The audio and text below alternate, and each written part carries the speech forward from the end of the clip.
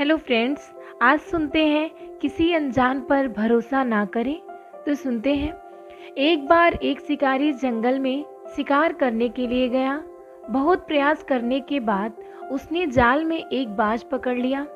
शिकारी जब बाज को लेकर जाने लगा, तब रास्ते में बाज ने शिकारी से कहा, तुम मुझे लेकर क्यों जा रहे हो? शिकारी बोला, मैं तुम्हें मारकर खाने के लिए ले जा रहा हूँ। बाज ने सोचा कि अब तो मेरी मृत्यु निश्चित है।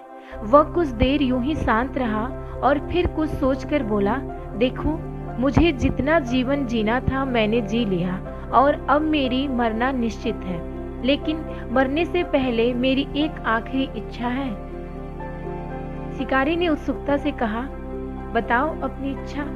बाज ने बताना शुरू किया, मरने से पहले मैंने तुम्हें 2 सीख देना चाहता हूँ। इसे तुम ध्यान से सुनना और सदा याद रखना। पहली सीख यह है कि किसी की बातों का बिना प्रमाण, बिना सोचे समझे विश्वास मत करना।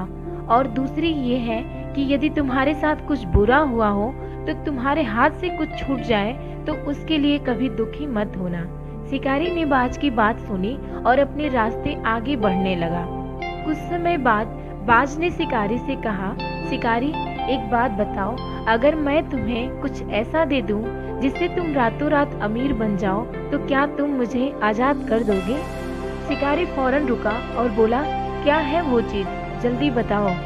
बाज बोला, दरअसल बहुत पहले मुझे राजमहल के करीब एक हीरा मिला था, जिसे उठाकर मैंने एक गुप्त स्थान पर रख दिया है।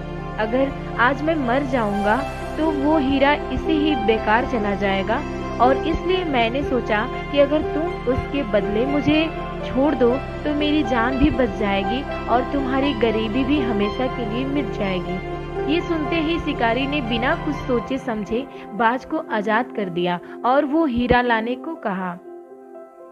बाज तुरंत उड़कर पेड़ की एक ऊंची शाखा पर जा बैठा और बोला, कुछ देर पहले ही मैंने तुम्हें एक सीख दी थी कि किसी की भी बातों का तुरंत विश्वास मत करना, लेकिन तुमने उस सीख का पालन नहीं किया।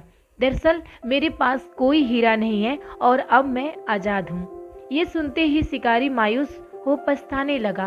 तभी बाज फिर बोला, तुम मेरी दूसरी सीख भूल गए कि अगर कुछ तुम्हारे साथ कुछ बुरा हो तो उसके लिए तुम कभी पछतावा मत करना।